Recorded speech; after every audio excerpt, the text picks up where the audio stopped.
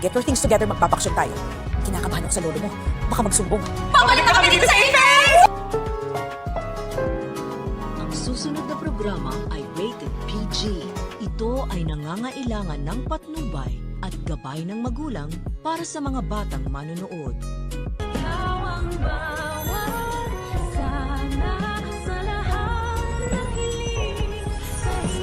Dok Annalyn, paano ba yan? Babalik na sila. Ikaw ba may plano ng bumalik dito?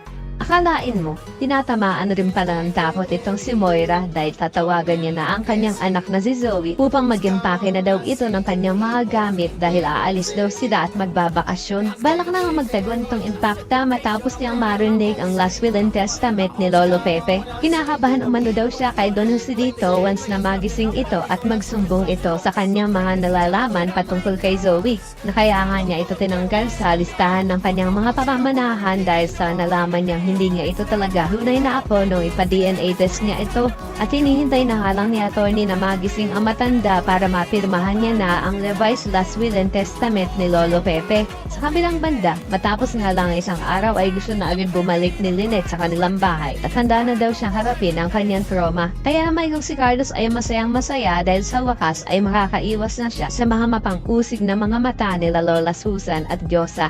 Sa kabilang banda, nang makita naman uli ni Giselle itong si Eric ay pakikiusapan niya ito na sana naman daw ay makasama niya ang kanyang anak na si Justin kahit isang araw lang. Pero kahit niya mangiyak-iyak na itong si Giselle ay hindi pa rin siya papayagan ni Eric. Sa kabilang banda, may good news naman para kila Nurse Evan at Karen dahil makakabalik na sila sa Apex dahil sa pagpayag niya ni Ma'am Giselle. Kaya naman tuwang-tuwa ang lahat ng kanilang mga katrabaho at isa na nga dito si Luke na sasabihan pa si Annalyn kung kailan din daw ba ito lilipat. Pero sa halip na si Annalyn na sumagot ay si Lyndon ang sasagot na hindi daw babalik ito sa Apex. Tatanungin naman ni Doc Luke kung bakit hindi pwede. Na kung tutuusin ay isa si Annalyn sa mga may-ari ng Apex. Kunyari pa itong si Doc Lyndon. Ang totoo naman talaga ay ayaw niya lang malayo kay Annalyn dahil mamimiss niya ito. Kaya naman kung isa ka rin sa mga nagnanais na sana ay magising na itong si Lolo Pepe nang mapirmahan niya na ang last will and testament ay pakilike ang video na ito and don't forget to subscribe. Thanks for watching and see you next time. Bye-bye.